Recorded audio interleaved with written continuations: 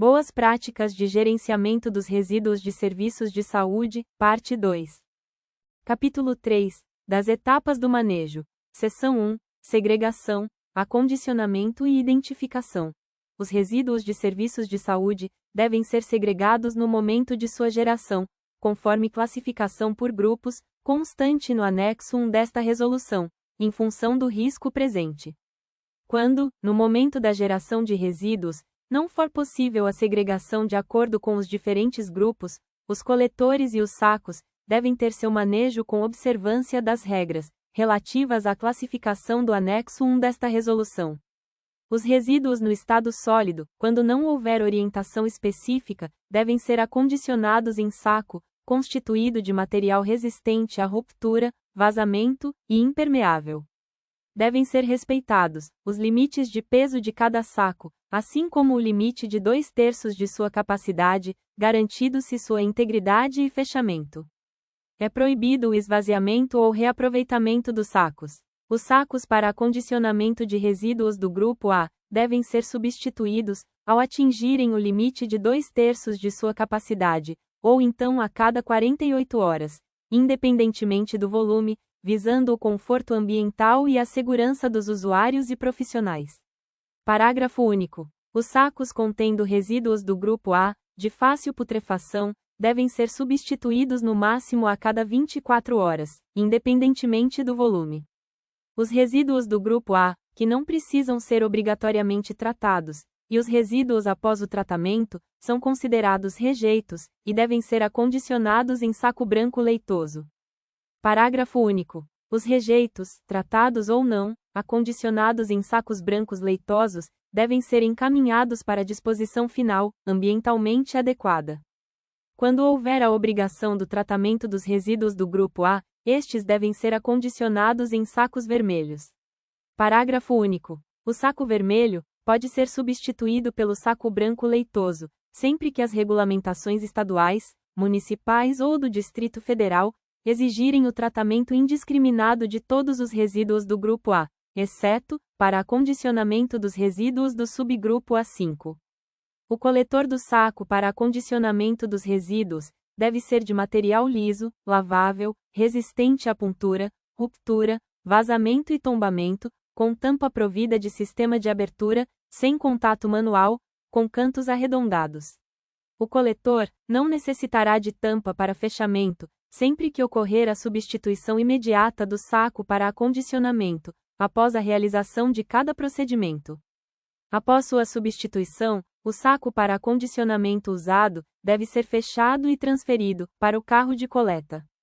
Os resíduos líquidos devem ser acondicionados em recipientes constituídos de material compatível com o líquido armazenado, resistentes, rígidos e estanques, com tampa que garanta a contenção do resíduo e identificação, conforme o anexo 2 desta resolução. Os recipientes de acondicionamento para resíduos químicos, no estado sólido, devem ser constituídos de material rígido, resistente, compatível com as características do produto químico acondicionado, e identificados conforme o anexo 2 desta resolução. Os rejeitos radioativos devem ser acondicionados conforme procedimentos definidos pelo Supervisor de Proteção Radiológica, com certificado de qualificação emitido pela Comissão Nacional de Energia Nuclear ou equivalente, de acordo com normas da CNEN, na área de atuação correspondente. Os resíduos do grupo D devem ser acondicionados de acordo com as orientações dos órgãos locais, responsáveis pelo serviço de limpeza urbana. A identificação dos resíduos deve estar afixada nos carros de coleta, nos locais de armazenamento, e nos sacos que acondicionam os resíduos. Os sacos que acondicionam os resíduos do grupo D não precisam ser identificados. A identificação de que trata este artigo deve estar afixada em local de fácil visualização, de forma clara e legível, utilizando-se símbolos e expressões descritos no anexo 2, cores e frases, e outras exigências relacionadas à identificação de conteúdo e à periculosidade específica de cada grupo de resíduos de serviços de saúde. A identificação dos sacos para acondicionamento deve estar impressa, sendo vedado o uso de adesivo. Os resíduos gerados pelos serviços de atenção domiciliar devem ser acondicionados e recolhidos, pelos próprios agentes de atendimento, ou por pessoa treinada para a atividade, e encaminhados à destinação final ambientalmente adequada. Parágrafo único. O transporte destes resíduos pode ser feito no próprio veículo utilizado para o atendimento, e deve ser realizado em coletores de material resistente, rígido, identificados, e com sistema de fechamento dotado de dispositivo de vedação, garantido a estanqueidade e o não tombamento. O descarte de produtos para a saúde, oriundos de explante, deve seguir o disposto na Resolução da Diretoria Colegiada, RDC número 15, de 2012, ou outra que vier a substituí-la. Seção 2. Coleta e transporte interno. O transporte interno dos resíduos deve ser realizado atendendo à rota e a horários previamente definidos, em coletor identificado, de acordo com o anexo 2 desta resolução. O coletor utilizado para transporte interno deve ser constituído de material liso, rígido, lavável, impermeável, provido de tampa articulada ao próprio corpo do equipamento, cantos e bordas arredondados. Parágrafo único. Os coletores com mais de 400 litros de capacidade devem possuir válvula de dreno no fundo. Seção 3. Armazenamento interno, temporário e externo. No armazenamento temporário e externo de resíduos, é obrigatório manter os sacos acondicionados dentro de coletores, com a tampa fechada. Os procedimentos para o armazenamento interno devem ser descritos e incorporados ao Plano de Gerenciamento dos Resíduos de Serviços de Saúde do Serviço. Parágrafo único. A coleta e o transporte externo dos resíduos devem ser compatíveis com os planos municipais e do Distrito Federal de Gestão Integrada de Resíduos Sólidos e com as demais normativas aplicáveis. O abrigo temporário de resíduos de serviços de saúde deve ser provido de pisos e paredes, revestidos de material resistente, lavável e impermeável. Possuir ponto de iluminação artificial e de água, tomada elétrica alta, e ralo sifonado com tampa. Quando provido de área de ventilação, esta deve ser dotada de tela de proteção, contra roedores e vetores.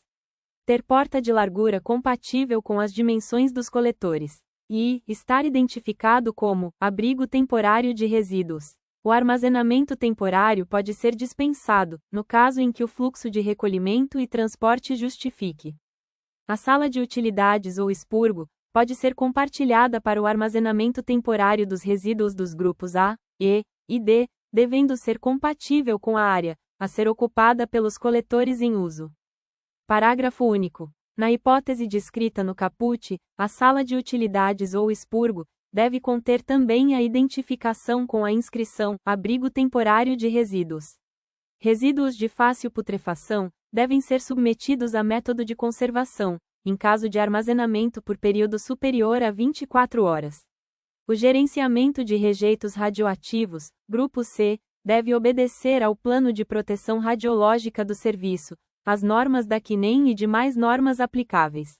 O abrigo externo deve ter no mínimo um ambiente para armazenar os coletores dos resíduos do grupo A, podendo também conter os resíduos do grupo E, e outro ambiente exclusivo para armazenar os coletores de resíduos do grupo D.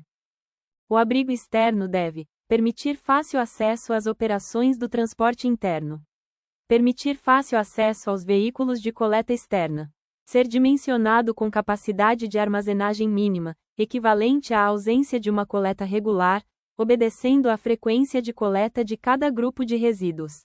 Ser construído com piso, paredes e teto de material resistente, lavável e de fácil higienização, com aberturas para ventilação, e com tela de proteção contra acesso de vetores. Ser identificado conforme os grupos de resíduos armazenados. Ser de acesso restrito às pessoas envolvidas no manejo de RSS. Possuir porta, com abertura para fora, provida de proteção inferior contra roedores e vetores, com dimensões compatíveis com as dos coletores utilizados. Ter ponto de iluminação. Possuir canaletas para o escoamento dos efluentes de lavagem, direcionadas para a rede de esgoto, com ralo sifonado com tampa. Possuir área coberta, para a pesagem dos resíduos quando couber. Possuir área coberta, com ponto de saída de água, para a higienização e limpeza dos coletores utilizados. O abrigo externo dos resíduos dos serviços de saúde do Grupo B deve ainda respeitar a segregação das categorias de RSS químicos e compatibilidade química, conforme os anexos 3 e 4 desta resolução. Estar identificado com a simbologia de risco, associado à periculosidade do resíduo químico, conforme anexo 2 desta resolução. Possuir caixa de retenção a montante das canaletas, para o armazenamento de resíduos líquidos, ou outra forma de contenção validada. Possuir sistema elétrico e de combate a incêndio, que atendam os requisitos de proteção, estabelecidos pelos órgãos competentes. É proibido o armazenamento dos coletores, em uso fora de abrigos. Parágrafo único. O armazenamento interno de resíduo químico, ou rejeito radioativo, pode ser feito no local de trabalho onde foram gerados. Seção 4. Coleta e transporte externos.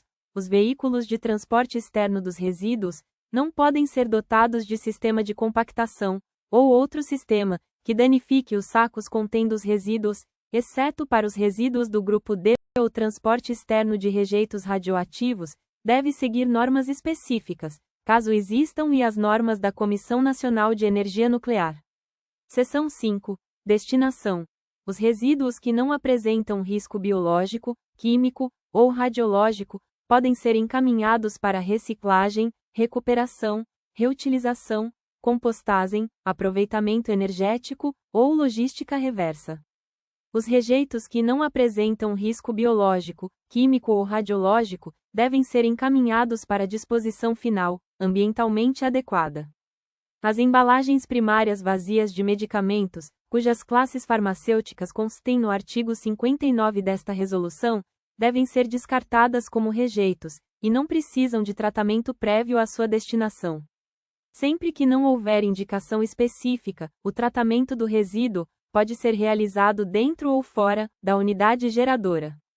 Parágrafo único. Os resíduos tratados devem ser considerados como rejeitos. O tratamento dos resíduos que apresentem múltiplos riscos deve obedecer à seguinte sequência: na presença de risco radiológico associado, armazenar para decaimento da atividade do radionuclídeo, até que o nível de dispensa seja atingido. Na presença de risco biológico associado, contendo agente biológico classe de risco 4, encaminhar para tratamento. E, na presença de riscos químico e biológico, o tratamento deve ser compatível com ambos os riscos associados. Parágrafo único. Após o tratamento, o símbolo de identificação, relativo ao risco do resíduo tratado, deve ser retirado. A destinação dos medicamentos recolhidos ou apreendidos, objetos de ações de fiscalização sanitária, deve seguir a determinação prevista no artigo 59 desta resolução. Parágrafo único. É responsabilidade do serviço providenciar o tratamento previsto no artigo 59 desta resolução. Chegamos ao final deste vídeo.